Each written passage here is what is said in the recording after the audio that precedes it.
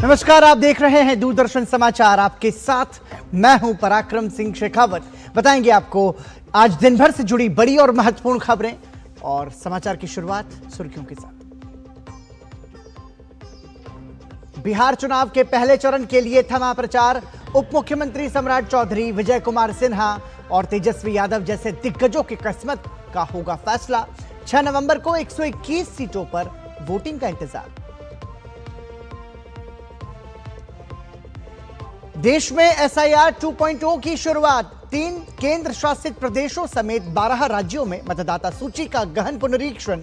ममता बनर्जी के विरोध पर भाजपा हमलावर। कहा, TMC सरकार अपनी नाकामी छिपाने के लिए बेवजह बना रही मुद्दा।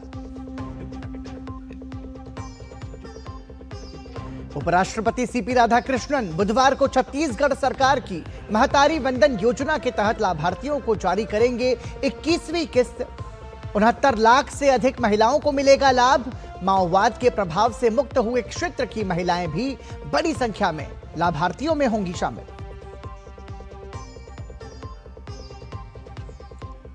भारत और इजरायल के बीच प्रतिनिधिमंडल स्तर की वार्ता। द्विपक्षीय वार्ता में आतंकवाद, क्षेत्रीय सुरक्षा और भारतीय कामगारों के मुद्दे पर चर्चा।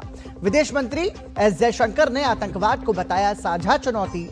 इजरायल के विदेश मंत्री ने राष्ट्रीय सुरक्षा सलाहकार अजीत डोभाल से भी की मुलाकात। और QS एशिया यूनिवर्सिटी रैंकिंग में भारतीय विश्वविद्यालयों की संख्या में रिकॉर्ड बढ़ोतरी। बीते एक दशक में 1125% की वृद्धि के साथ सूची में शामिल हुए 294 भारतीय विश्वविद्यालयों के नाम। प्रधानमंत्री नरेंद्र मोदी ने जताई खुशी। कहा, हमारी सरकार युवाओं के लिए गुणवत्तापूर्ण शिक्षा सुनिश्चित करने के लिए प्रतिबद्ध।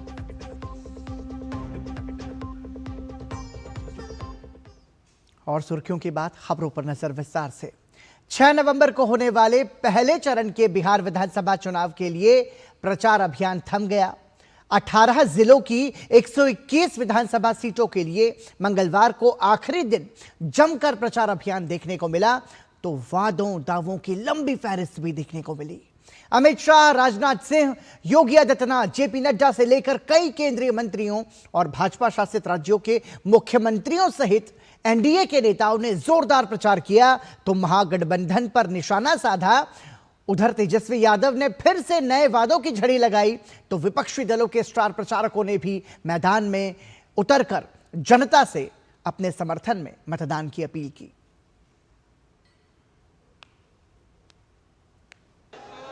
बिहार विधानसभा चुनाव के बढ़ते सियासी पारे के बीच मंगलवार को प्रथम चरण के प्रचार का शोर थम गया। इससे पहले सूबे के सियासी अखाड़े में सभी राजनीतिक पार्टियों ने पूरी ताकत झोंकी। बीजेपी की ओर से अमित शाह, राजनाथ सिंह, JP नड्डा, योगी आदित्यनाथ, शिवराज सिंह चौहान समेत राज्यों के CM और स्टार प्रचारकों ने धुआंधार प्रचार किया। बीजेपी के वरिष्ठ नेता और गृह मंत्री अमित शाह ने बेतिया, दरभंगा और चंपारण में NDA के समर्थन में जंगल राज के खिलाफ लोगों से वोट डालने की अपील की। अमित शाह ने जनसभा को संबोधित करते हुए विपक्ष पर करारा प्रहार किया और लालू राबड़ी राज में वे घोटाले गिनवाए। साथ ही कांग्रेस को भी आड़े हाथ लिया। वरिष्ठ भाजपा नेता राजनाथ सिंह ने राघोपुर में जनसभा को संबोधित करते हुए विपक्ष पर निशाना साधा।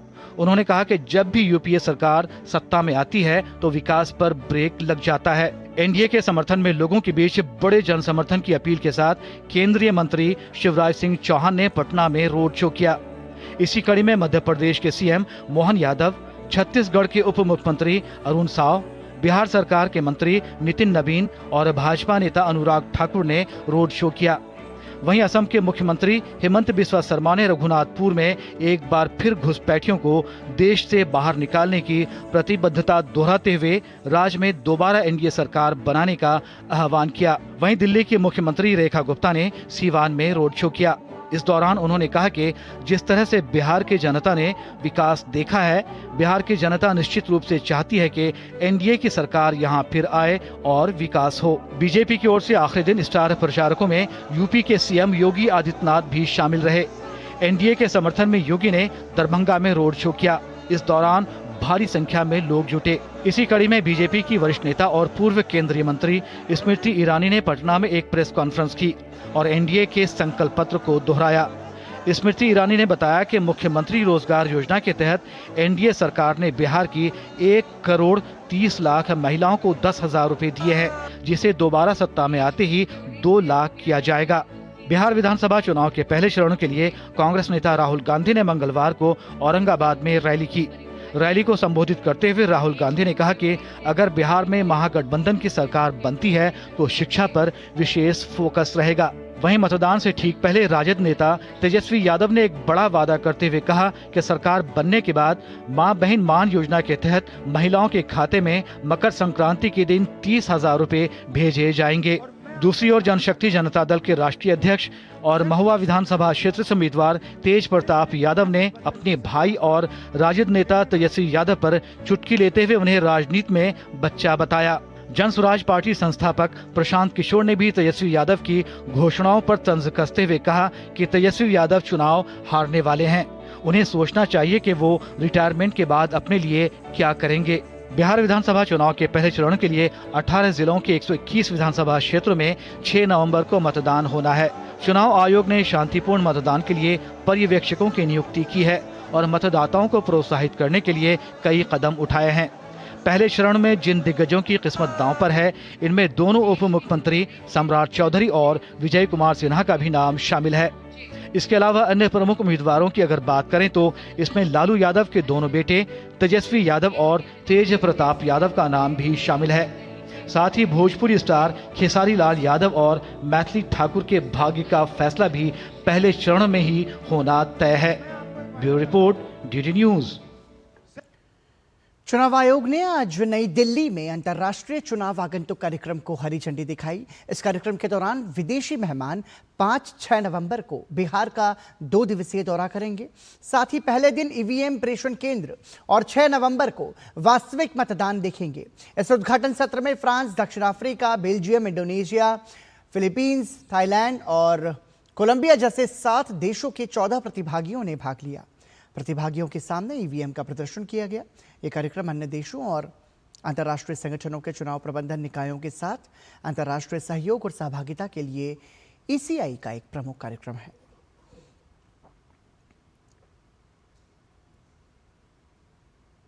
महाराष्ट्र में 246 नगर परिषदों और 42 नगर पंचायतों में चुनाव का ऐलान हो गया है।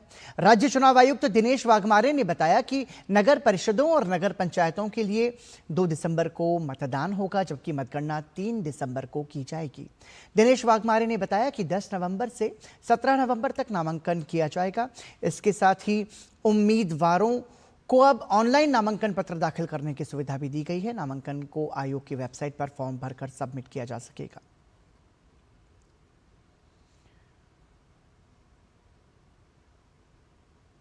देश में मंगलवार से SIR 2.0 की शुरुआत हो गई है।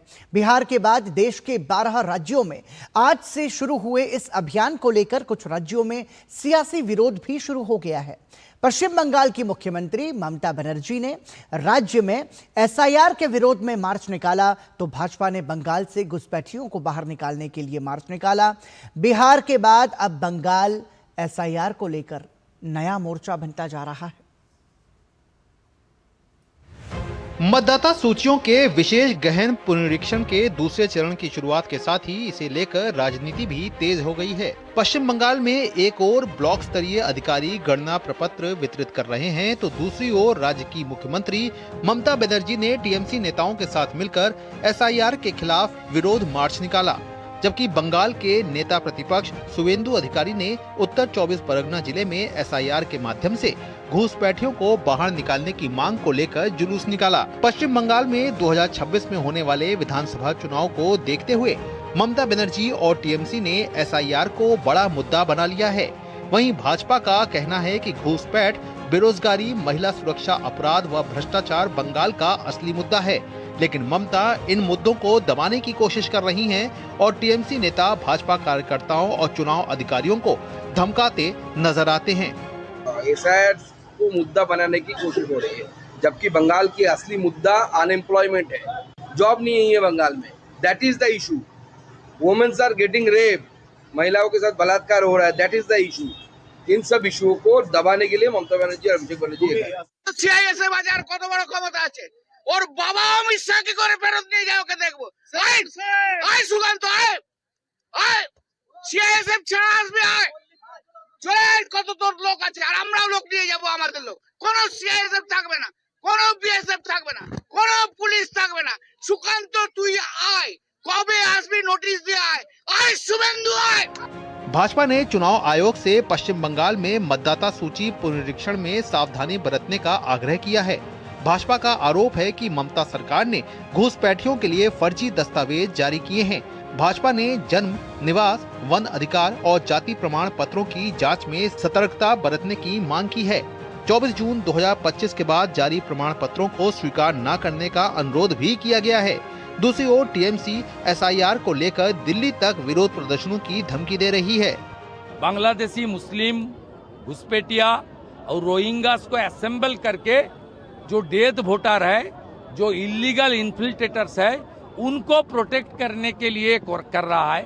पिछले टाइम जो सीएए लाया था भारत सरकार, तब भी ये एनआरसी बोल के बंगाल में बहुत सारा क्षति पहुंचाया। पश्चिम बंगाल के बाद तमिलनाडु और केरल में एसआईआर को लेकर अधिक राजनीति देखने को मिल रही है। तमिलनाडु की स्टालिन सरकार ने चुनाव आयोग के फैसले को चुनौती देते हुए सुप्रीम कोर्ट का दरवाजा खटखटाया है। We think that we will get some good instructions from the Supreme Court, and the SAR should be done as per the Supreme Court's directives and instructions. If there is any violation, we will once again go to court and see that the Election Commission had violated the order of the Supreme Court. निर्वाचन आयोग का विशेष गहन पुनरीक्षण यानी SIR अभियान का दूसरा चरण मंगलवार से शुरू हुआ है। इसमें 9 राज्य और 3 केंद्र शासित प्रदेशों के लगभग 51 करोड़ मतदाता शामिल हैं। ये प्रक्रिया 4 दिसंबर तक जारी रहेगी। इस दौरान बीएलओ 1 महीने तक घर घर में जाकर मतदाताओं की जानकारी जुटाएंगे।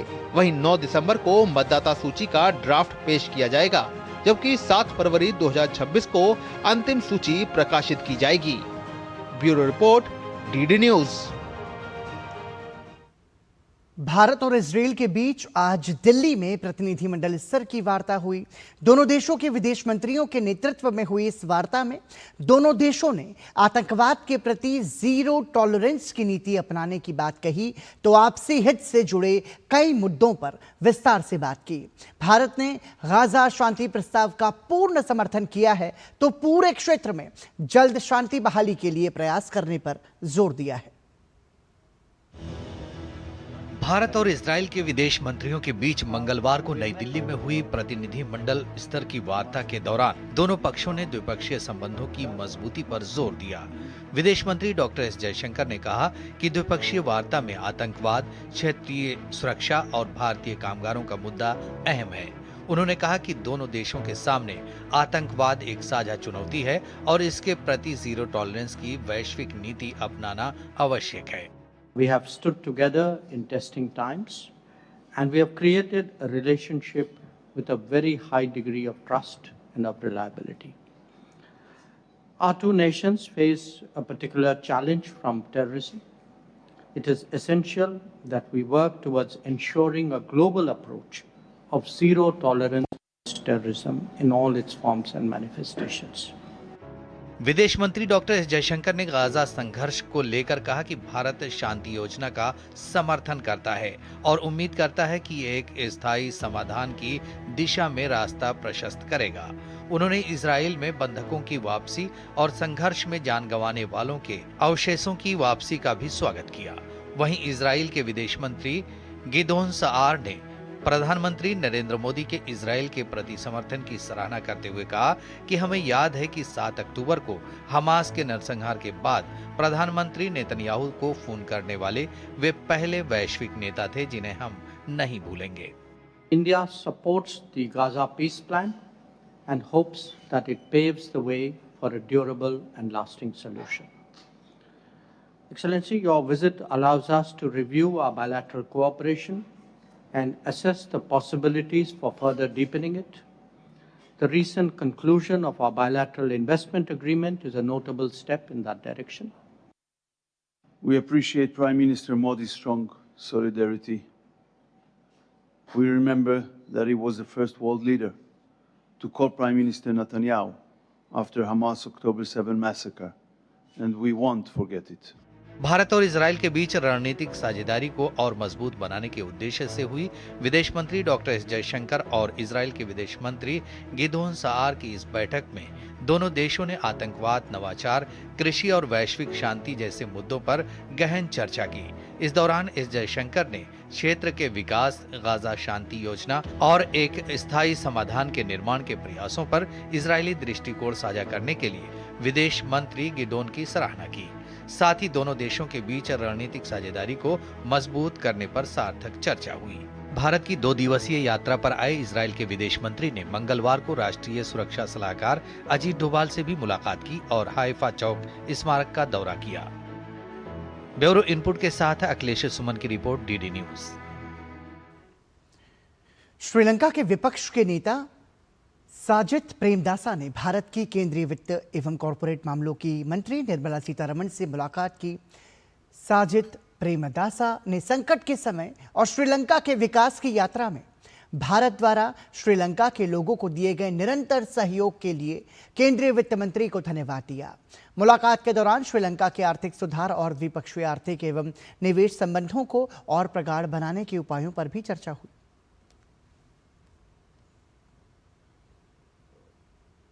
राष्ट्रपति द्रौपदी मुर्मू ने गुरु नानक देव जयंती की पूर्व संध्या पर देशवासियों को शुभकामनाएं दी हैं।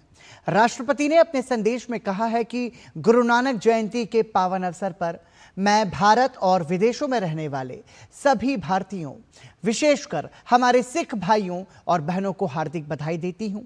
यह अवसर हमें गुरु नानक देव जी के आदर्शों और मूल्यों को अपनाने के लिए प्रेरित करता है और एक बेहतर समाज के निर्माण की दिशा में हमारा मार्गदर्शन करता है।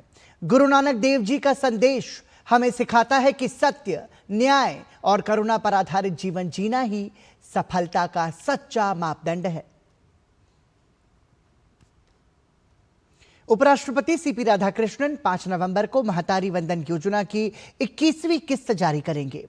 छत्तीसगढ़ सरकार की महतारी वंदन योजना की लाभार्थी 69 लाख से अधिक महिलाओं को 21वीं किस्त जारी की जाएगी। लाभार्थी महिलाओं में 7,658 महिलाएं बस्तर संभाग के उन गांवों की है जहां छत्तीसगढ़ सरकार द्वारा बीते 22 महीनों में संचालित माओवाद उन्मूलन अभियान के चलते माओवाद के प्रभाव से मुक्त हुए हैं।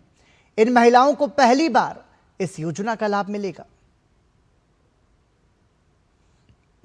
छत्तीसगढ़ में माओवादी गतिविधियों पर लगाम लगाने के प्रयास लगातार जारी हैं। इसके तहत बीजापुर जिले के एक दुर्गम गांव डोडीतुमनार में सुरक्षा और जन सुविधा कैंप की स्थापना की गई। नियत नेल्लानार योजना के अंतर्गत सुरक्षा बलों ने यह शुरुआत की। डीसी ऑपरेशन बीजापुर कुलदीप सिंह की मौजूदगी में यह कैंप लगाया गया है। दुर्गम भौगोलिक परिस्थितियों के बावजूद सुरक्षा बलों ने अदम्य साहस का परिचय दिया और कैंप की स्थापना की। इसका उद्देश्य माओवादियों की गतिविधियों पर अंकुश लगाना और नक्सल विरोधी अभियान संचालन में तेजी लाना है। बता दें कि बीते 2 वर्षों में कुल 44 नए सुरक्षा कैंप जिले में स्थापित किए जा चुके हैं।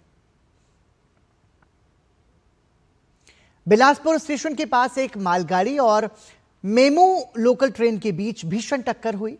हादसे में 6 लोगों की मौत और 5 लोग घायल हुए हैं। घायलों को नजदीकी अस्पताल में भर्ती कराया गया है। वहीं घटना की सूचना पाकर मौके पर राहत बचाव दल पहुंचा। बता दें कि रेल प्रशासन ने आर्थिक सहायता का भी ऐलान कर दिया है। हादसे में मृतकों के परिजनों को 10 लाख रुपये दिए जाएंगे।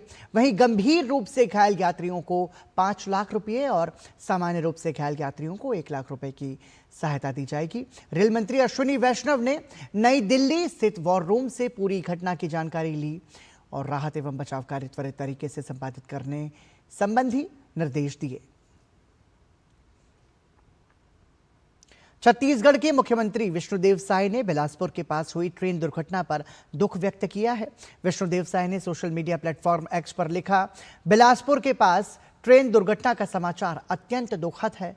बिलासपुर जिला कलेक्टर से जानकारी लेकर उन्हें हर संभव सहायता और राहत कार्य संबंधित निर्देश दिए गए हैं। राज्य सरकार इस कठिन समय में प्रभावित परिवारों के साथ है। रेलवे और प्रशासन की टीमें तुरंत राहत और बचाव कार्यों में जुट गई हैं। घायलों के उपचार के लिए सभी आवश्यक संसाधन और चिकित्सा सहायता सुनिश्चित की जा रही है। राज्य सरकार पूरी तत्परता और संवेदनशीलता के साथ स्थिति पर नजर रख रही है। बिलासपुर ट्रेन दुर्घटना पर डीआरएम बिलासपुर ने सहायता के लिए सोशल मीडिया प्लेटफॉर्म एक्स पर भी हेल्पलाइन नंबर जारी किए हैं।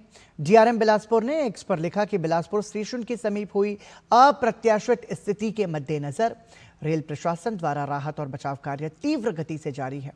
वरिष्ठ अधिकारी स्थल पर उपस्थित होकर स्थिति की सतत निगरानी कर रहे हैं। प्रभावित यात्रियों और परिजनों की सहायता के लिए हेल्पलाइन नंबर जारी किए गए हैं।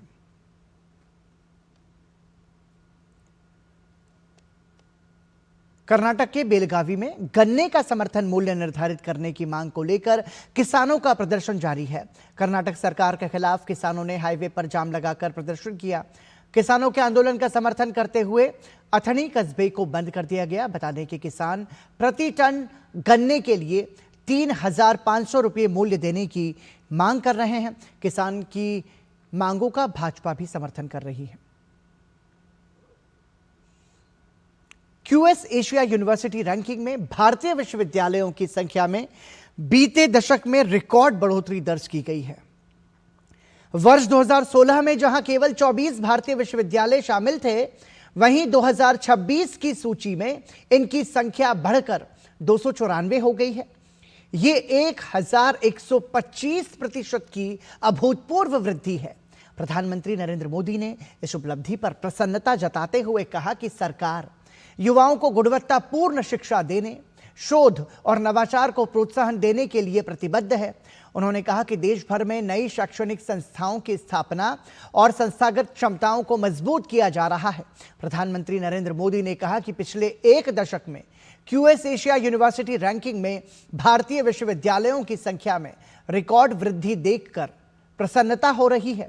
हमारी सरकार अनुसंधान और नवाचार पर ध्यान केंद्रित करते हुए हमारे युवाओं के लिए गुणवत्तापूर्ण शिक्षा सुनिश्चित करने के लिए प्रतिबद्ध है।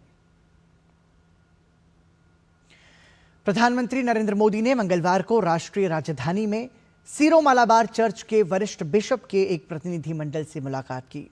प्रधानमंत्री मोदी ने अपने सोशल मीडिया प्लेटफॉर्म एक्स पर मुलाकात की तस्वीरें साझा करते हुए लिखा कि सीरो मालाबार चर्च के प्रमुख major archbishop his beatitude most rev Mar Raphael Thattil, his grace archbishop doctor Kuriakose Bharanikulangara और अन्य लोगों के साथ अद्भुत बातचीत हुई। केंद्रीय सड़क परिवहन और राजमार्ग मंत्री नितिन गडकरी ने केरल में राष्ट्रीय राजमार्ग 66 की वर्तमान स्थिति का आकलन करने के लिए वरिष्ठ अधिकारियों के साथ एक उच्च स्तरीय समीक्षा बैठक की। बैठक में राजमार्ग के विभिन्न हिस्सों में चल रहे रखरखाव कार्यों, मरम्मत गतिविधियों और भूस्खलन शमन उपायों की विस्तार से समीक्षा की गई। भारत मंडपम में विज्ञान प्रौद्योगिकी नवाचार सम्मेलन 2025 जारी है। सम्मेलन में शिक्षा जगत, अनुसंधान संस्थानों, उद्योग जगत, नोबेल पुरस्कार विजेता, प्रख्यात वैज्ञानिक, नवप्रवर्तक और नीति निर्माता भी शामिल हैं। वहीं आयोजन के पहले दिन प्रधानमंत्री नरेंद्र मोदी ने 1 लाख करोड़ रुपए की अनुसंधान, विकास और नवाचार योजना का शुभारंभ किया था। इस दौरान राष्ट्रीय अनुसंधान फाउंडेशन के सीईओ शिव कुमार ने बताया कि भारत में पिछले सालों में इनोवेशन के लिए खर्च बढ़ चुका है, जिससे स्टार्टअप्स और रिसर्च को आगे बढ़ने के लिए बल मिला है। वहीं क्षेत्र से जुड़े अन्य लोगों ने भी भारत सरकार की तरफ से किए जा रहे प्रयासों की सराहना की। This fund called RDI, Research Development and Innovation Fund of 1 lakh crores is something unprecedented, and also it is something that will have a multiplier effect of many more lakh crores that will be invested into the research, development and innovation ecosystem in India. Especially, it is a fund focused on private sector, which means startups, other companies and so on, who are going to invest in innovation in India. This will increase the aggregate investments in research, development and innovation in India. An excellent collaboration. It's not something that we have very easily, and it gives an immense exposure to so many young individuals.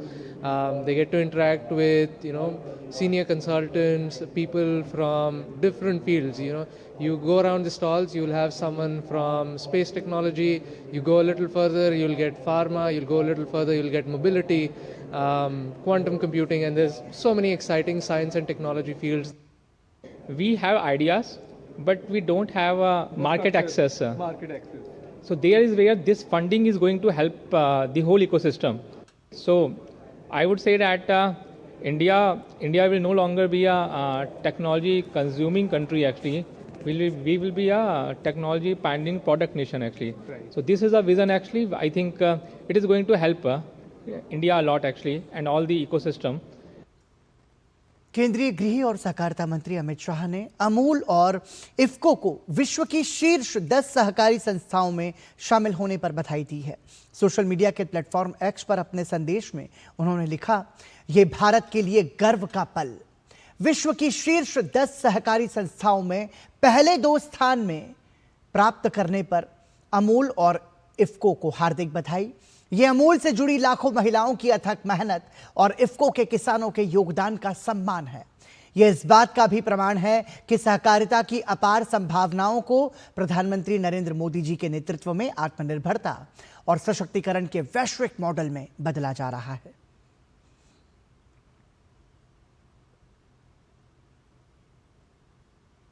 इस्पात मंत्रालय ने मंगलवार को विशेष इस्पात के लिए production linked incentive यानी PLI योजना के तीसरे चरण की शुरुआत की है। इस योजना का उद्देश्य देश को उच्च गुणवत्ता वाले इस्पात उत्पादन का वैश्विक केंद्र बनाना है। नई योजना के तहत निवेश बढ़ाने और रोजगार सृजन को भी बढ़ावा मिलने की उम्मीद है। नई दिल्ली के उद्योग भवन में आयोजित कार्यक्रम में इस्पात और भारी उद्योग मंत्री एचडी कुमारस्वामी ने योजना का शुभारंभ किया। इस मौके पर मंत्रालय के वरिष्ठ अधिकारी और इस्पात क्षेत्र से जुड़े कई उद्योग प्रतिनिधि मौजूद रहे। इस दौरान इससे जुड़ा एक पोर्टल भी लॉन्च किया गया। पीएलआई योजना की शुरुआत जुलाई 2021 में हुई थी, जिसके तहत अब तक करीब 43,874 करोड़ का निवेश प्रस्तावित हुआ है। इनमें से 22,973 करोड़ का निवेश पहले ही हो चुका है और 13,000 से अधिक लोगों को रोजगार मिला है। योजना के तीसरे चरण यानी पीएलआई 1.2 के तहत 22 उपश्रेणियों को शामिल किया गया है, जिनमें super alloy, CRGO, stainless steel, titanium alloy और कोटेड स्टील जैसे उत्पाद शामिल हैं। इस योजना के जरिए अगले 5 वर्षों तक 4 से 15% तक की प्रोत्साहन राशि दी जाएगी। सरकार का कहना है कि इससे न केवल निवेश बढ़ेगा बल्कि देश में आयात पर निर्भरता भी कम होगी।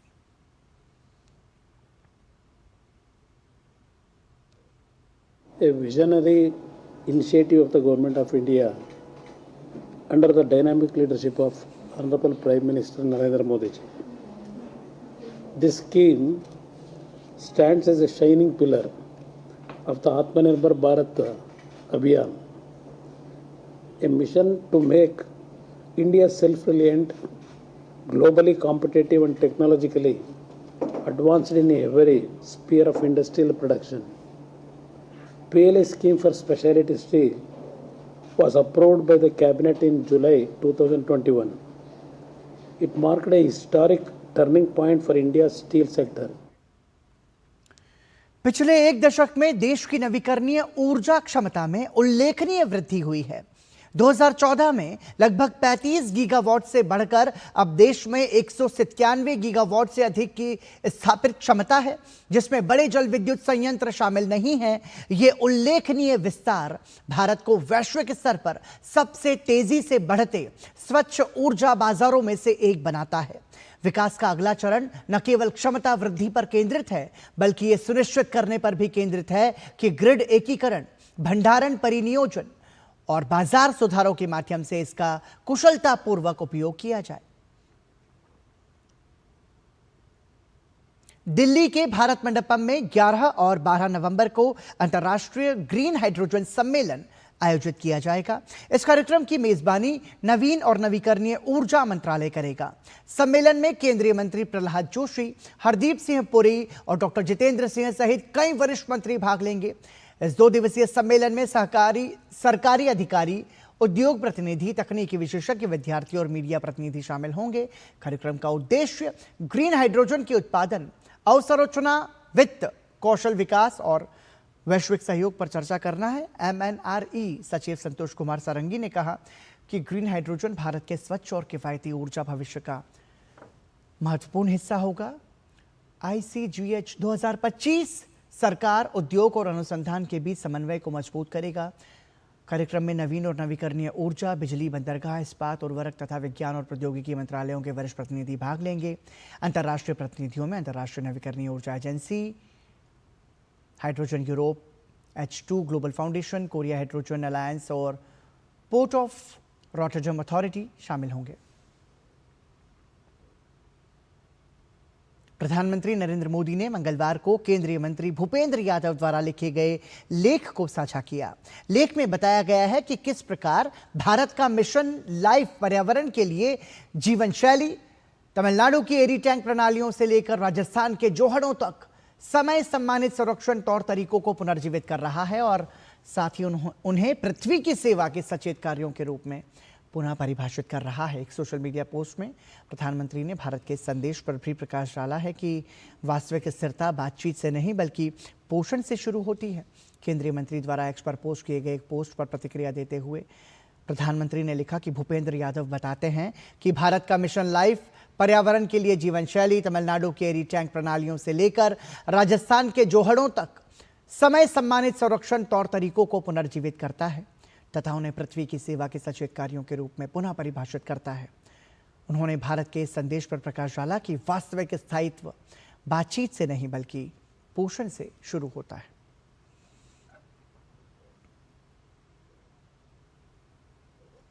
भारत में जैविक संसाधनों के बेहतर और सतत उपयोग को बढ़ावा देने के लिए राष्ट्रीय जैव विविधता प्राधिकरण ने एक महत्वपूर्ण कदम उठाया है।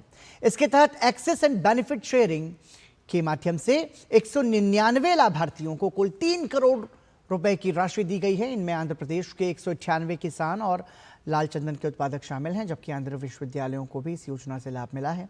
यह राशि आंध्र प्रदेश राज्य जैव विविधता बोर्ड के जरिए वितरित की गई। इस पहल का उद्देश्य किसानों और स्थानीय लोगों को लाभ पहुंचाना और देश में जैव विविधता की रक्षा के साथ उसके सही उपयोग को बढ़ावा देना है। इससे पहले एनबीए ने लाल चंदन के संरक्षण और संवर्धन के लिए आंध्र प्रदेश वन विभाग, कर्नाटक वन विभाग और आंध्र प्रदेश राज्य जैव विविधता बोर्ड को 48 करोड़ और तमिलनाडु के किसानों को 55 लाख जारी किए थे। वर्तमान संवितरण के अंतर्गत प्रत्येक लाभार्थी यानी किसानों को 33,000 रुपये से 22 लाख तक की राशि प्राप्त होगी, जो उपयोगकर्ताओं को आपूर्ति की गई लाल चंदन की लकड़ी की मात्रा पर निर्भर करेगी। गुजरात के अहमदाबाद में साबरमती नदी पर बने आइकॉनिक अटल ब्रिज में 3 सालों में 77.71 लाख से अधिक लोगों ने इसकी सैर की है। इस अहमदाबाद महानगर पालिका को 27 करोड़ रुपए से ज्यादा की आय हुई है। प्रधानमंत्री नरेंद्र मोदी ने 27 अगस्त 2022 को अटल ब्रिज आम जनता के लिए खोला था। बता दें कि अटल ब्रिज को लगभग 74 करोड़ रुपए की लागत से तैयार किया गया है। ऐसे में अहमदाबाद महानगर पालिका ने अटल ब्रिज के निर्माण पर हुए कुल खर्च का 37% से अधिक हिस्सा रिकवर कर लिया है। स्वच्छता विशेष अभियान 5.0 सफलतापूर्वक पूरा हो गया है। इस अवसर पर केंद्रीय मंत्री डॉक्टर जितेंद्र सिंह ने सोशल मीडिया प्लेटफॉर्म एक्स पर तस्वीरें साझा कर बताया कि यह अभियान स्वच्छता के लिए मानक स्थापित करने वाला सबसे बड़ा अभियान रहा। उन्होंने कहा कि कबाड़ के निपटान से 2021 से अब तक 4,085 करोड़ रुपए का राजस्व प्राप्त हुआ। केंद्रीय मंत्री जितेंद्र सिंह ने देश में स्वच्छता के प्रति जन जागरूकता फैलाने के लिए प्रधानमंत्री नरेंद्र मोदी का आभार जताया। जेएनयू में छात्र संघ चुनाव के लिए मतदान हुए। इस दौरान करीब 9,000 छात्रों ने मतदान किया। वहीं 20 उम्मीदवारों की किस्मत का फैसला अब 6 नवंबर को होगा। इसको लेकर डीडी न्यूज के संवाददाता मोहित शुक्ला ने एबीवीपी के अध्यक्ष पद प्रत्याशी विकास पटेल से खास बातचीत की। हमारे साथ बातचीत करने के लिए विकास पटेल जी हैं। बहुत स्वागत है दूरदर्शन पर। कैसा माहौल है और इस बार क्या आप देख रहे हैं, क्या बदलाव होगा? देखिए, इस बार छात्रों ने मूड बना लिया है। 12 साल से लगातार यहाँ लेफ्ट लेड काउंसिल रहा है और 12 साल में जो जेएनयू के मुद्दे हैं, बेसिक मुद्दे, वो रिजॉल्व नहीं हो पा रहे हैं और जो छात्र संघ है वो प्रशासन के साथ मिलकर भ्रष्टाचार कर रहा है और कैंपस में जो फंड आता है उसका प्रॉपर यूटिलाइजेशन नहीं हो रहा है। कौन सा ऐसा फंड है जो इसका सही से इस्तेमाल नहीं हो पा रहा है? क्या क्या आपकी बेसिक नीड्स हैं, क्या क्या इसके अलावा और भी दूसरी परेशानियां क्या हैं और क्या अब मांग है? देखिए, यहाँ की जो बिल्डिंग है वो जर्जर हो चुकी है। हॉस्टल में जो छतें गिरना वो आम बात है। कभी टॉयलेट गिर जाता है, कभी रात में छत गिर जाता है, कभी लाइब्रेरी की छत गिर जाती है। ऐसे ही साबरमती में एक बार छत गिरा था, हमने प्रोटेस्ट किया। 56 करोड़ रुपये यहाँ पे रेनोवेशन के नाम पे आए थे। उसका जो यूटिलाइजेशन हुआ वो ठीक से नहीं हुआ। उसमें बहुत बड़े मात्रा पे करप्शन हुआ और उसी को लेकर हम काफ़ी वोकल थे। इसकी वजह से जो हमारे जो अखिल भारतीय विद्यार्थी परिषद के कार्यकर्ता है उन पर फाइन्स भी आए थे। इसके अलावा जो कैंपस में बेसिक, आप बहुत बेसिक नीड देखेंगे, टॉयलेट की समस्या और हाइजीन की समस्या, वाटर कूलर में फिल्टर सालों तक चेंज नहीं होते हैं, और यहाँ पे जो सिटिंग कैपेसिटी है लाइब्रेरी की बहुत कम है। वहाँ सॉफ्टवेयर जो पहले होते थे, बहुत सारे जेस्टो जैसे ई जर्नल्स वाले साइट्स होते थे, वो सारे बंद किए जा चुके हैं। जी, जेएनयू को लेफ्ट का गढ़ कहा जाता है, वामपंथ का गढ़ कहा जाता है, तो आप लोग कैसे अपने आप को मजबूत मान के चल रहे हैं? और अगर विकास पटेल जेएनयू के नए अध्यक्ष बनते हैं, एबीवीपी का यहाँ पर परचम बुलंद होता है, तो फिर आपके राज में यहाँ क्या कुछ बदला हुआ देखने को मिलेगा? देखिए, यहाँ पे जो सबसे बड़ा मुद्दा है, देखेंगे कि सीपीओ में मैनुअल, उसकी वजह से यहाँ के छात्रों को 18 लाख से ज़्यादा का फाइन देना पड़ा है। इसके अलावा 100 मीटर का दायरा, प्रोटेस्ट को कहीं ना कहीं कर्टेल करने का काम किया जा रहा है। यहाँ पे जो भ्रष्टाचार है उसको खत्म करने का। इसके अलावा बहुत सारे नए सेंटर्स खुले हैं जिनके अपने स्कूल्स नहीं हैं, उनकी बिल्डिंग्स नहीं हैं। इसके अलावा जो पीडब्ल्यूडी स्टूडेंट्स होते हैं उनके मुद्दे हैं, छात्राओं के मुद्दे, वो सारी चीज़ों को हम सॉल्व करेंगे। ठीक है, वक्त देने के लिए बहुत शुक्रिया। तो साफ तौर पर आप विकास पटेल को सुन रहे हैं, जेएनयू से ताल ठोक रहे हैं, एबीवीपी के बैनर तले उनको पूरी उम्मीद है कि इस बार एबीवीपी का झंडा, परचम सब कुछ बुलंद होगा। दिल्ली से कैमरा पर्सन आशीष के साथ मैं Mohit Shukla, Doordarshan news. International goodwill society of India का 36वां राष्ट्रीय अधिवेशन दिल्ली के अंबेडकर सेंटर में आयोजित किया गया। इसमें नीति आयोग के सीईओ बीवीआर सुब्रमण्यन ने हिस्सा लिया। सुब्रमण्यम ने भारत के भावी विकास में एआई की भूमिका विषय पर विस्तार से चर्चा की। उन्होंने बताया कि कैसे एआई देश के नागरिकों और सरकार के बीच एक कड़ी का काम निकट भविष्य में कर सकता है। इस अधिवेशन में न्यायमूर्ति नागेंद्र सिंह पर भी स्मृति व्याख्यान प्रस्तुत किया गया। AI can help a district collector by giving predictive alerts about likelihood of floods or possible leakages in a welfare program, or an AI assistant can help a citizen navigate the difficulties in getting government services quite easily. This is not the future. Niti Aayog is itself piloting hundreds of such initiatives across the districts of India. In fact, Niti Aayog has a website which we have curated, which is one of the best places where we have placed 200 such innovations happening across the country at the field level, using frontier technologies to deliver better services in education, healthcare, agriculture. So this is something that is staring at us, and this is the future. We cannot avoid it. इस कार्यक्रम में राज्यसभा के उपसभापति हरिवंश ने भारत के data की अहमियत का जिक्र किया। हम सबको लगता है कई बार जितना डाटा भारत से क्रिएट होता है, इस डाटा को आज हम कहते हैं कि सबसे बड़ी हमारी रॉ मटेरियल संपत्ति है दुनिया की, वो डाटा बाहर जाता है और वहां से फिर हमारे पास आता है, एंड वी पे द प्राइस फॉर इट। ये उसी रूप में कई लोग कहते हैं जैसे पहले जो विदेशी ईस्ट इंडिया कंपनी वगैरह थी, हमारे रॉ मटेरियल्स ले जाते थे और हम ही को वो करते थे। निश्चित रूप से हमारे नीति आयोग और बाकी संस्थान इस पर बहुत काम कर रहे हैं और हम इस दिशा में होंगे कि अपनी चीज़ों पर अपनी स्वायत्तता हम रख पाएंगे। International goodwill society of India के अध्यक्ष डॉक्टर योगेंद्र नारायण ने कहा कि पहले औद्योगिक क्रांति हुई और अब एआई क्रांति होने जा रही है, इसलिए गूगल ने भी भारत में एआई हब बनाने के लिए भारी निवेश करने का फैसला किया है। There was first the industrial revolution, then the IT revolution, then the communication revolution, and now the artificial intelligence revolution. Google has invested is planning to invest $15 billion in creating an artificial intelligence hub in Visakhapatnam in Hyderabad. It is going to be of great benefit to us. And we expect Niti Aayog to spearhead and lead this revolution in the use of artificial technology. केंद्रीय वाणिज्य और उद्योग मंत्री पीयूष गोयल 5 नवंबर को New Zealand का दौरा करेंगे।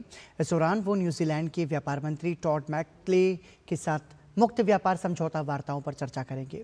केंद्रीय मंत्री पीयूष गोयल भारत और न्यूजीलैंड के बीच व्यापार, निवेश और नवाचार संबंधों को मजबूत करने के उद्देश्य से कई उच्च स्तरीय कार्यक्रमों में भी भाग लेंगे। दोपहर में ऑकलैंड में न्यूजीलैंड भारत व्यापार मंच का आयोजन होगा, जिसके बाद भारतीय प्रवासी समुदाय के साथ एक सामुदायिक संवाद कार्यक्रम भी आयोजित किया जाएगा। ये संवाद व्यापारिक सहयोग को बढ़ाने, नए आर्थिक अवसरों की पहचान करने और नवाचार, प्रौद्योगिकी और सतत विकास के क्षेत्रों में सहयोग बढ़ाने पर केंद्रित होगा। अमेरिका में सरकारी कामकाज ठप पड़े हुए हैं और अब 34 दिन हो चुके हैं और ये गतिरोध अब देश के इतिहास के सबसे लंबे शटडाउन के बराबर पहुंच गया है। डेमोक्रेट और रिपब्लिकन दोनों दल एक दूसरे पर आरोप लगा रहे हैं, जबकि लाखों सरकारी कर्मचारी वेतन के बिना ही काम कर रहे हैं और करोड़ों गरीबों की खाद्य सहायता भी प्रभावित हुई है। आपको बता दें कि कैसे राजनीतिक टकराव अब अमेरिकी अर्थव्यवस्था और जनजीवन पर गहरा असर डाल रहा है, इस रिपोर्ट के जरिए समझिए। वॉशिंगटन में सत्ता के गलियारों में तनातनी चरम पर है। अमेरिकी कांग्रेस में फंडिंग बिल को लेकर गतिरोध मंगलवार 35वें दिन प्रवेश कर गया। वही रिकॉर्ड जो राष्ट्रपति डोनाल्ड ट्रंप के पहले कार्यकाल में बना था। रिपब्लिकन नियंत्रित कांग्रेस में डेमोक्रेट्स ने खर्च विधेयक को रोक दिया है। उनका कहना है कि जब तक कोविड महामारी के दौरान बढ़ाए गए स्वास्थ्य बीमा सब्सिडी को फिर से लागू नहीं किया जाता, वे फंडिंग बिल पास नहीं होने देंगे। वही रिपब्लिकन इस शर्त को राजनीतिक दबाव बता रहे हैं। इस गतिरोध की सबसे बड़ी कीमत आम अमेरिकियों को चुकानी पड़ रही है। देश भर में फूड असिस्टेंट प्रोग्राम पहली बार रुके हैं, जिससे करीब 42 मिलियन लोगों को भोजन सहायता बंद होने का खतरा है। करीब 7.5 लाख संघीय कर्मचारी बिना वेतन के घर बैठे हैं, जबकि कुछ विभागों में सुरक्षा कर्मियों और सैनिकों को भुगतान सुनिश्चित करने की कोशिशें जारी हैं। सीनेट में भी गतिरोध जारी है। रिपब्लिकन के पास 53 सीटें हैं, पर किसी विधेयक को पारित करने के लिए 60 वोटों की जरूरत होती है और इसके लिए 60 डेमोक्रेट्स का समर्थन जरूरी है। अब तक सीनेट ने प्रतिनिधि सभा से आए अस्थायी फंडिंग बिल को 1 दर्जन से ज्यादा बार खारिज किया है। ट्रंप प्रशासन डेमोक्रेट्स पर देश को बंधक बनाने का आरोप लगा रहा है। राष्ट्रपति ट्रंप ने रविवार को कहा कि हमें बस देश खोलना है। डेमोक्रेट्स चाहते हैं कि सरकार फंडिंग के साथ साथ स्वास्थ्य बीमा पर कर रियायतों का विस्तार भी सुनिश्चित करे। वहीं रिपब्लिकन पहले सरकार खोलने और फिर बातचीत करने की बात कर रहे हैं। इस बीच अमेरिकी अर्थव्यवस्था पर संकट गहराता जा रहा है। कांग्रेसनल बजट ऑफिस के अनुसार यह शटडाउन 7 से 14 अरब डॉलर तक की आर्थिक क्षति पहुंचा सकता है और चौथी तिमाही की जीडीपी में लगभग 2% की गिरावट ला सकता है। थैंक्सगिविंग ट्रैवल सीजन से पहले एयरपोर्ट्स पर भी अफरा तफरी मची हुई है। हजारों एयर ट्रैफिक कंट्रोलर बिना वेतन काम कर रहे हैं, जिससे उड़ानों में देरी और यात्रियों की परेशानी बढ़ी है। हालांकि अब कुछ हल्की उम्मीदें दिख रही हैं। सीनेट में रिपब्लिकन और डेमोक्रेट्स नेताओं ने संभावित ऑफ रैंप यानी रास्ता निकालने की बातचीत शुरू की है।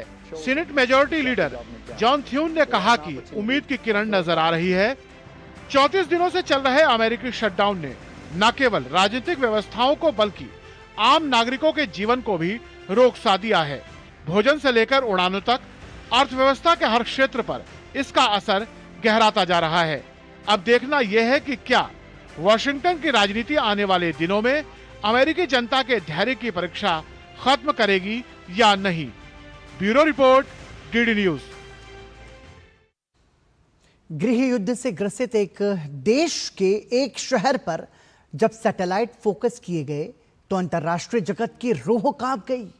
शहर में जगह जगह लाशें बिछी हुई हैं, सड़कों पर खून के थक्के दिखाई दे रहे हैं। हम बात कर रहे हैं सूडान के अल फाशर की। इसे हाल ही में सूडानी अर्धसैनिक बल आरएसएफ ने सूडानी सेना से अपने कब्जे में लिया है। इन दोनों की लड़ाई में पूरा सूडान जल रहा है। लाखों लोग मारे गए हैं, लाखों अकाल के प्रभाव में हैं।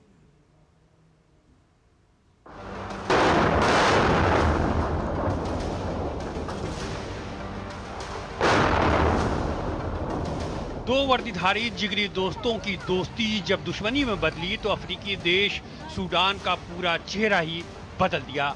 दो जनरलों की सत्ता की महत्वाकांक्षा ने समूचे देश को नरसंहार, जातीय हिंसा, विस्थापन के ना खत्म होने वाले दलदल में झोंक दिया। पिछले हफ्ते जनरलों के एक गुट आरएसएफ ने भारी खून खराबे और तबाही के एवज में दारफूर क्षेत्र के अल्फाशर शहर पर नियंत्रण हासिल कर लिया। लेकिन जब सूडान की प्रमुख नील नदी नरसंहार के सबूत बहाते बाहर निकली तो दुनिया स्तब्ध रह गई। अल्फाशर की सैटेलाइट तस्वीरों में इधर उधर बिखरी लाशें और जमीन पर फैले खून के थक्कों ने अंतर्राष्ट्रीय समुदाय के होश उड़ा दिए। पिछले दिनों अर्धसैनिक बल रैपिड सपोर्ट फोर्सेज ने सेना के आखिरी गढ़ अल्फाशर पर कब्जा कर लिया था। संयुक्त राष्ट्र मानवाधिकार कार्यालय के अनुसार आरएसएफ के कब्जे के दौरान पुरुषों को महिलाओं और बच्चों से अलग कर गोलियों से भून दिया गया। लोगों को सुरक्षित स्थान पर पहुंचने से रोका जा रहा है। हालांकि आरएसएफ ने इन आरोपों से इनकार किया है। दबाव बढ़ा तो अबू लुलू समेत कई लोगों को गिरफ्तार भी किया। करीब 65,000 लोग शहर छोड़ चुके हैं, लेकिन दसियों हजार अब भी फंसे हुए हैं। भोजन, दवा और पानी सबकी भारी किल्लत है। अंतर्राष्ट्रीय न्यायालय ने भी युद्ध अपराध का संदेह जताया है। आईसीसी को सामूहिक हत्या, बलात्कार और अन्य अपराधों की रिपोर्ट प्राप्त हुई है। सोमवार को अंतर्राष्ट्रीय एजेंसी आईपीसी ने अल्फाशर और काडूगली में अकाल का पता चलने की जानकारी दी है। आईपीसी के मुताबिक दारफूर और कोर्डोफन में सितंबर से ही 3,75,000 लोग अकाल की स्थिति में रह रहे थे। अधिक भूख से पीड़ित 6.3 मिलियन अतिरिक्त लोगों पर अकाल का खतरा मंडरा रहा है। आईपीसी ने चेतावनी जारी करते हुए कहा है कि अगर स्थिति पर नियंत्रण हासिल नहीं किया गया तो सूडान में बहुत से लोग भूखमरी और कुपोषण के फेर चढ़ जाएंगे। सूडान में गृह युद्ध लंबे समय से जारी राजनीतिक और नस्लीय तनाव का नतीजा है।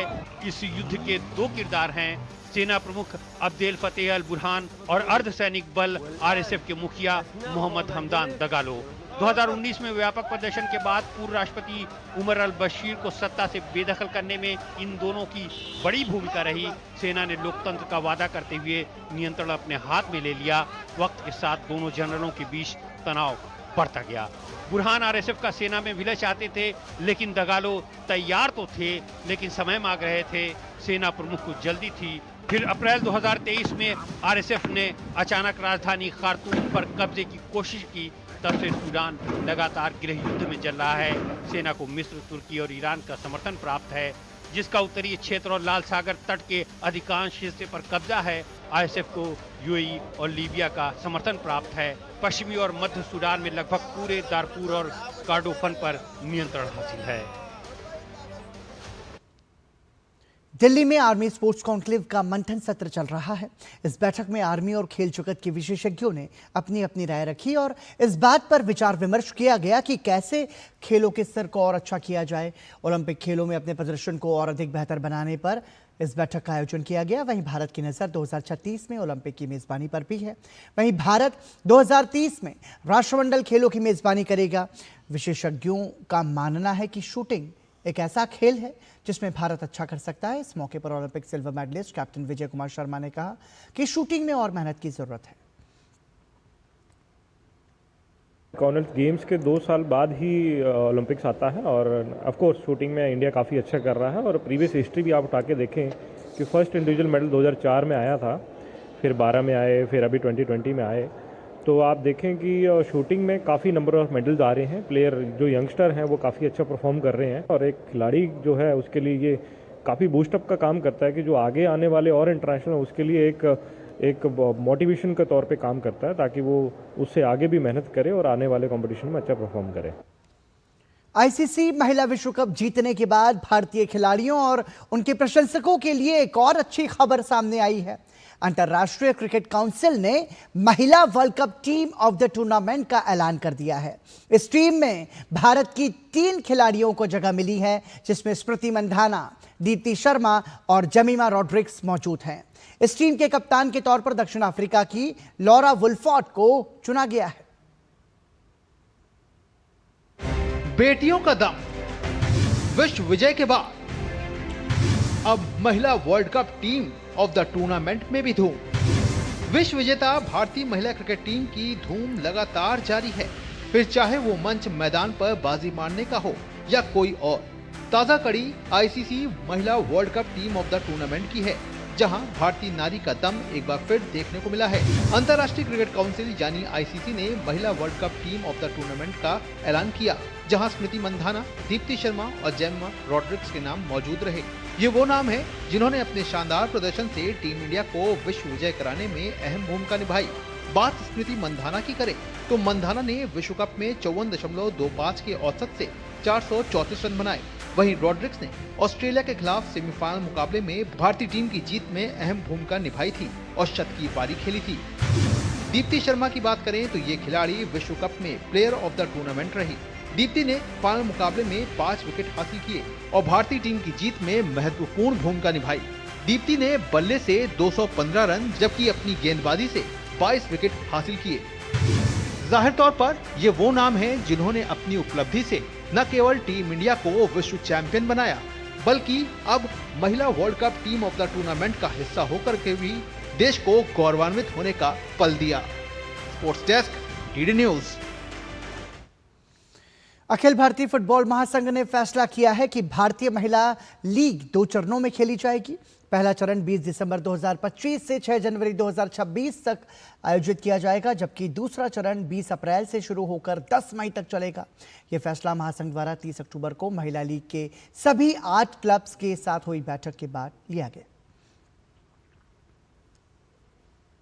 और इसी के साथ समाचार में अभी के लिए इतना ही। हमें और हमारी पूरी टीम को दीजिए अनुमति। नमस्कार।